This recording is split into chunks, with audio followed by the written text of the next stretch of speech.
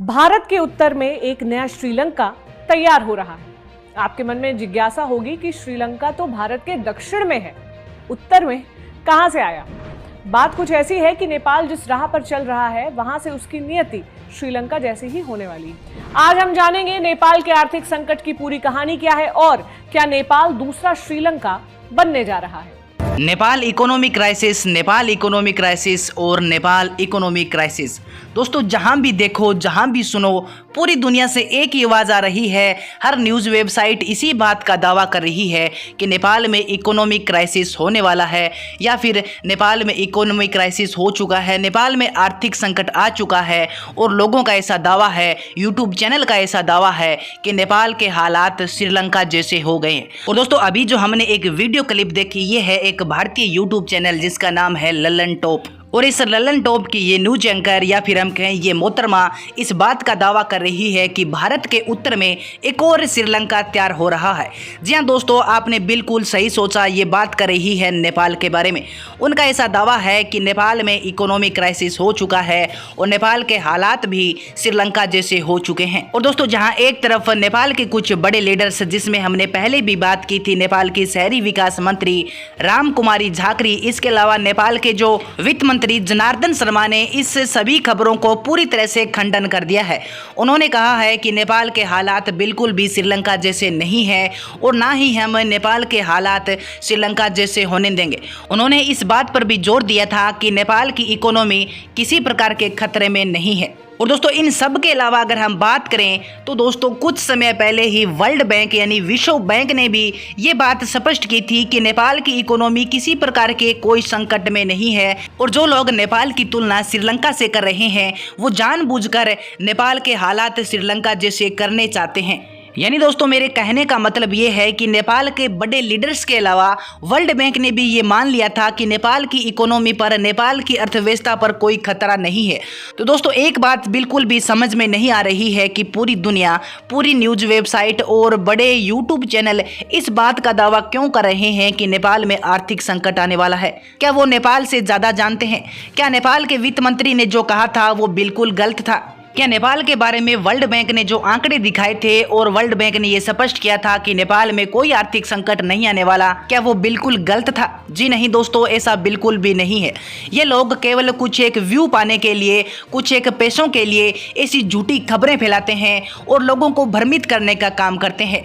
नेपाल के वित्त मंत्री जनार्दन शर्मा, नेपाल की शहरी विकास मंत्री रामकुमारी झाकरी, इसके अलावा वर्ल्ड बैंक ने जो कहा कि नेपाल में किसी प्रकार का कोई आर्थिक संकट नहीं आने वाला है, ये बात बिल्कुल सही है। ये बात 100% सही है कि अभी तक नेपाल के हालात श्रीलंका जैसे नहीं हुए हैं और अभी तक नेपाल की इकोनॉमी पर कोई संकट नहीं आया है। और दोस्तों, अब भी अगर आपको लगता है कि मेरी खबरों में कोई सच्चाई नहीं है तो दोस्तों, आप इस वीडियो में स्क्रीनशॉट में एक और प्रूफ देख सकते हैं जिसमें यह दावा किया गया है कि नेपाल की अर्थव्यवस्था चालू वित्त वर्ष में 5.84% बढ़ने का अनुमान लगाया गया है।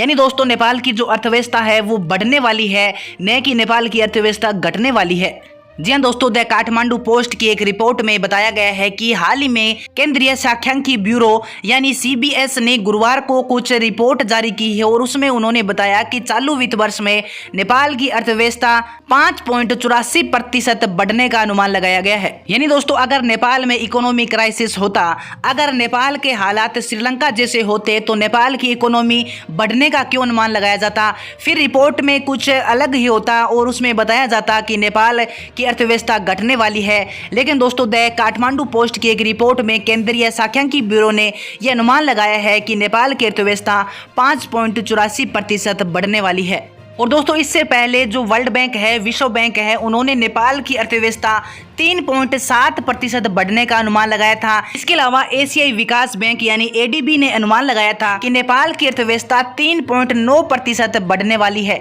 लेकिन दोस्तों, हाल ही में केंद्रीय सांख्यिकी ब्यूरो ने जो अनुमान लगाया है उसके अनुसार नेपाल की अर्थव्यवस्था 5.84% बढ़ने वाली है।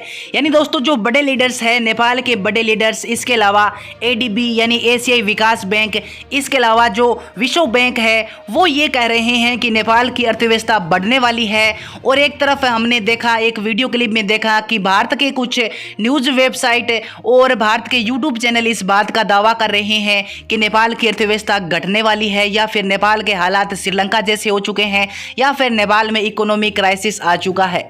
तो दोस्तों, जो लोग नेपाल की तुलना श्रीलंका से कर रहे हैं, जो लोग ये कह रहे हैं कि नेपाल में इकोनॉमिक क्राइसिस हो चुका है, तो ऐसी खबरों पर बिल्कुल भी विश्वास न करें। नेपाल सरकार ने नेपाल की विकास दर को 7% बढ़ाने का लक्ष्य रखा है, टारगेट रखा है, और ये टारगेट नेपाल हासिल करके रहेगा। नेपाल अपने देश में इकोनॉमिक क्राइसिस बिल्कुल भी नहीं होने देगा। नेपाल हमेशा से धीरे धीरे करके विकास करता आ रहा है और आगे भी करता रहेगा, और अगर नेपाल विकास करता रहेगा तो नेपाल में इकोनॉमिक क्राइसिस बिल्कुल भी नहीं होगा। तो दोस्तों, आप ऐसी झूठी खबरों पर बिल्कुल भी विश्वास न करें, ये केवल लोगों को भ्रमित करने का काम कर रहे हैं। और दोस्तों, सच्चाई यही है जो मैंने आपको ऑथेंटिक रिपोर्ट बताई है, और नेपाल की ऑथेंटिक रिपोर्ट यही कह रही है कि नेपाल में इकोनॉमिक क्राइसिस नहीं हुआ है, और न ही नेपाल में इकोनॉमिक क्राइसिस होने वाला है, न ही नेपाल की अर्थव्यवस्था को कोई संकट है। तो दोस्तों, आप ऑथेंटिक खबरें जानने के लिए आप हमारे चैनल पर पूरा विश्वास कर सकते हैं, क्योंकि दोस्तों हम आपको प्रूफ के साथ खबरें देने का काम करते हैं।